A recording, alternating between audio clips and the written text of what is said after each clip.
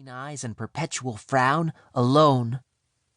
And yet, he really had to pee. When he couldn't hold it any longer, he slipped out of bed and tiptoed across the room. Not that there was any chance of waking Lizzie, who'd never met a noise she couldn't sleep through. She'd even slept through the hour-long ferry ride from Vancouver to Heron Island, despite the thunderous engine and the waves that rocked the boat from side to side. Mom and Dad hadn't wanted to wake her, so they'd all stayed in the rental car, and Leo had tried not to think about the deep, dark water churning beneath them. He and Santos had once spent several weeks exploring the ocean in a game called Neptune 3, The Deepest Dive, so he knew a thing or two about how incredibly dark and unbearably cold it was down there.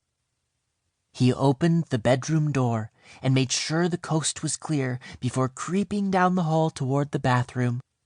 His toes curled on the cool wood, and he missed the soft carpet in their condo at home.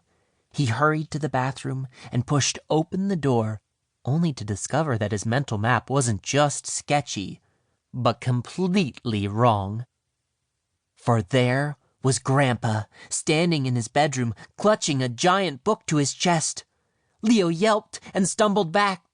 Grandpa's green eyes widened, then narrowed. "Bathroom?" he said. Leo gulped and nodded. Grandpa pointed at the door across the hall. Leo spun around, dove into the actual bathroom, and shut the door. After he'd peed and washed his hands, he stood quietly at the door, listening for grumble huffs in the hallway. Hearing none, he opened the door, only to find Grandpa still standing in his bedroom doorway, staring at him. Leo yelped again, and Grandpa shushed him. Then he motioned for Leo to follow him and stomped off down the hall. "Oh no," Leo whispered. What could he possibly want? Wishing he'd never gotten out of bed, he followed Grandpa down the hall into the kitchen.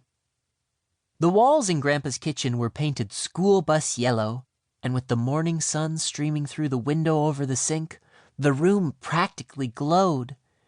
It was the sunniest room Leo had ever seen, which was funny because Grandpa was the stormiest person he'd ever met. Grandpa picked a mug up off the kitchen table, sipped from it, then set it back down with a thud. "How are you with bees?" he asked. Leo blinked. "Bees?" "Bees," Grandpa repeated. Leo opened his mouth, then shut it. He'd never considered how he was with bees. In Applewood Acres 3, What's the Buzz, he and Santos had managed 50 beehives, or they tried to, until an unseasonable cold snap killed nearly all their bees, costing them thousands of points. But those were virtual bees. Real-life bees could sting. Leo had never been stung before, so he wasn't sure if he was allergic like Santos, whose face would inflate like a balloon when he got stung. Leo had never actually seen this happen, but it sounded awful. So that was a mark against bees. Of course, bees weren't all bad. In fact, they were very important. Earlier that year, in 5th grade science class, Leo's teacher had asked the students to list everything they'd eaten the previous day, then cross off all the foods that required bees for pollination. Everything from apples to peanut butter to the chocolate chips in a granola bar.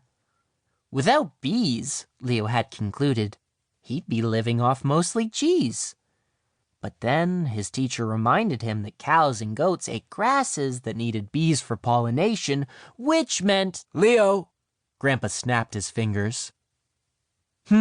Leo blinked, returning to the sunny kitchen and Grandpa's cold stare. Grandpa sighed. "I was going to ask you to come with me on an important mission. I thought you might be the right person." "You did?" Leo was surprised. "What is it?" Grandpa set his giant book down on the table, where Leo could read the title. Everything Bees. "I have to tell them something." "Tell who?"